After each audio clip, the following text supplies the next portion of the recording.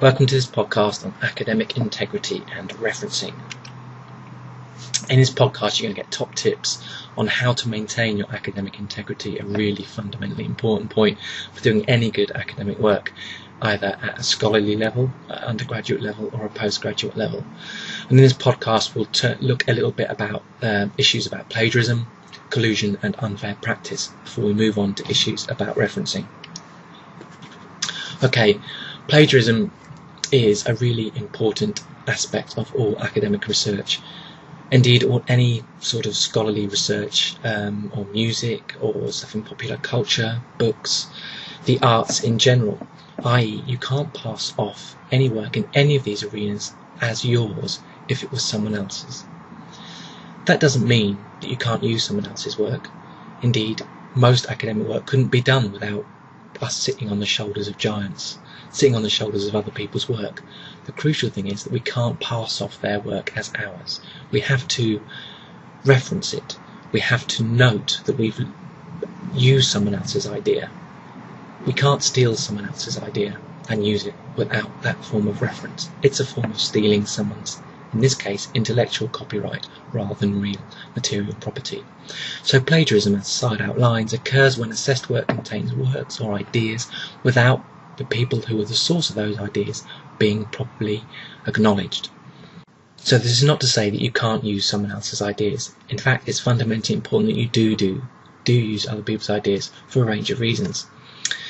Using other people's ideas shows, firstly, that you're a good researcher, that you can look at the academic canon that's out there, you can look at a whole range of different literary and media sources and find materials out there and integrate it into your argument. It shows, number one, that you're a good researcher.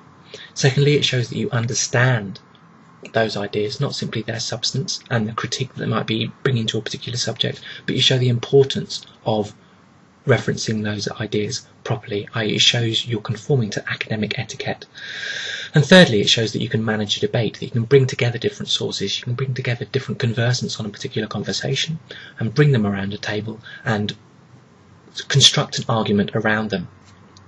So referring to other people's ideas is fundamentally part and parcel of what we do as academics. It makes you into a good student, and importantly, I suppose, for your marking, it shows that you can write good essays and it will ensure you get a better mark.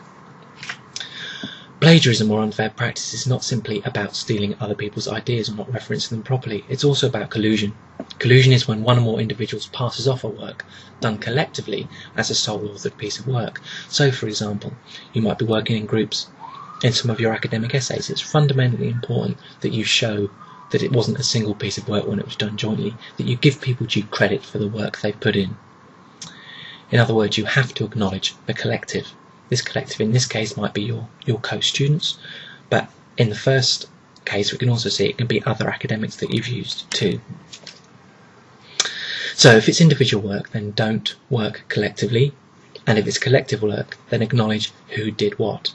Don't let others copy your work, because it's not simply the person who does the copying that will be guilty of collusion, plagiarism and unfair practice. You both will be guilty of collusion. If it's collective work, then acknowledge who did what. Don't pass off the whole as jointly produced. If indeed it wasn't, allow every contributor the right to claim authorship of their particular section of work. These issues are related to collusion and unfair practice are brought together in the Academic Regulations Handbook that is part and parcel of the university regulations.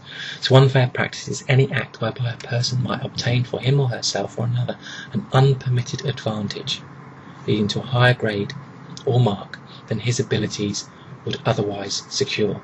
In other words, being fully accountable, open and transparent about the sources of your information is part and parcel of being a good student and ensures you won't be open to the charge of unfair practice.